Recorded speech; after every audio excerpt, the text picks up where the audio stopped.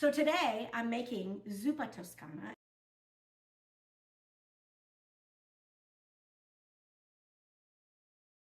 Okay, so I'm gonna just start here with my pot on a little bit of medium heat, and I'm gonna start with just a little bit of olive oil, which I am going to add to my tracker. It's really important if you're on, a calorie deficit journey that you add every single thing that you use to your tracker. Adding some onions, a little bit of sausage. I like to sort of squeeze mine out of the casing here. Get it in there. Any Italian sausage you have will do. Okay, so I just break this up a little bit. And because I'm trying to get as much protein as I can in this soup, I'm going to add a little more pork, ground pork. So I have the sausage, but now I'm going to add a little extra ground pork to make it a little bit meatier. A little garlic in here. Add a little garlic in here.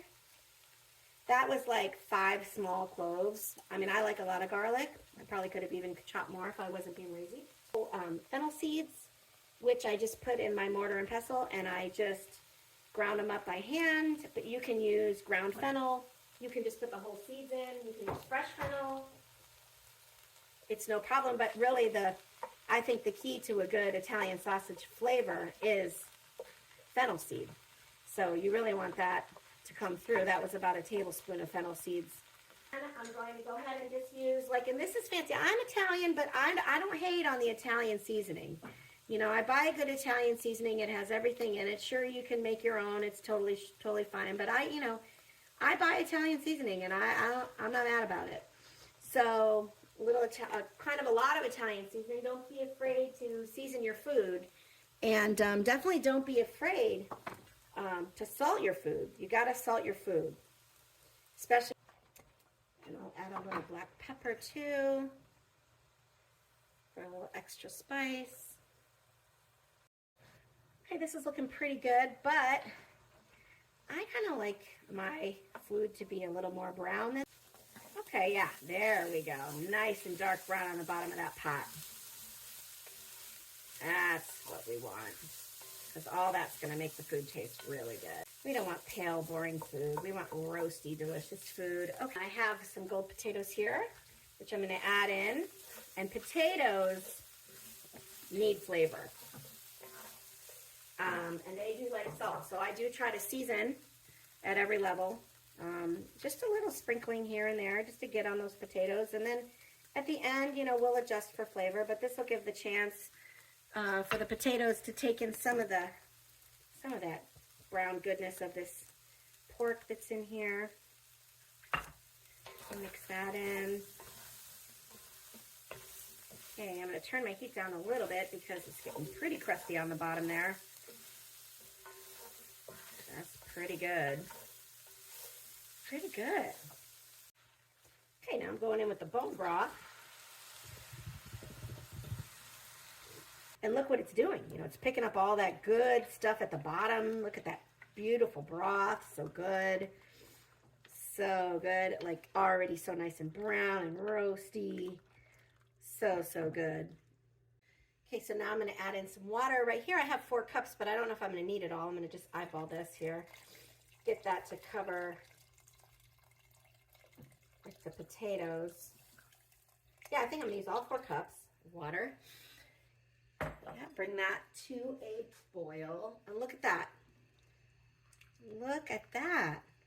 So delicious and tasty and wonderful and hearty and fall, autumn vibes. It's so good. So add in a bag of kale. I have a bag of kale right here. Let's see if it's in here. Got the bag of kale. I personally like a lot of kale in my soup, so I'm going to add like a lot. It will cook down, and the kale is the best part of this soup. It absorbs all of the flavor of everything, and there is just nothing better than a bite of like totally soft kale that has all the flavors of the pork sausage and the delicious broth and the garlic and all the spices. There's just nothing better than that. Okay, I think I'm gonna add some more water. I'm gonna add like 2 more cups of water. Get that going. So that was a total of 6 cups of water, just so that there's a little more movement in the soup here. Stop right here if you want. You don't even have to add the cream. This would be really good. You just taste it for seasonings. Little salt, little pepper, you're good to go as soon as the potatoes and the kale have cooked down. But I like to add a little cream at the end, and why not? You know, let's not suffer. And what I like to do if it needs a little more salt toward the end is, instead of adding salt now, I like to add like a little Better Than Bouillon or some other kind of chicken bouillon to kind of give it more chicken flavor, more layers of flavor than just plain salt. Okay, let's see how this looks. Oh yeah, it looks so good. And I can tell that the potatoes are cooked if I just stick them with a fork. They're pretty soft. So I'm gonna go in with a pretty nice heaping teaspoon of my bouillon. Got a cup of heavy cream. And, you know, don't be afraid of the heavy cream. And I think, you know, that's really all it needs in it, because you're not gonna eat the whole pot.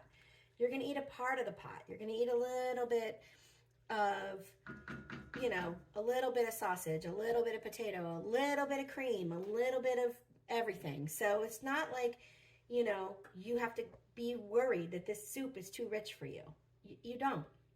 I've made this. I won't be able to eat all of this. It's just me and my husband here. And I will, though, take my serving, which is 2 cups of, and I want to get all the good stuff, you know, and a good amount of this broth. Like, I want a real bowl of soup. And there is my serving, which is kind of a lot. Okay, well, I guess I'll taste it now.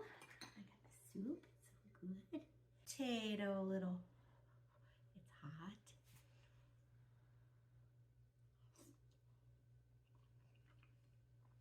Oh my God, it's so good. It's so good. Let me tell you, if you need to take something to somebody to make them feel like you've given them a warm hug, you should make this. And if you don't want to take it to somebody and you want to give yourself a warm hug, or you want to give your husband or your wife a warm hug, you should make this. I really hope you enjoy it.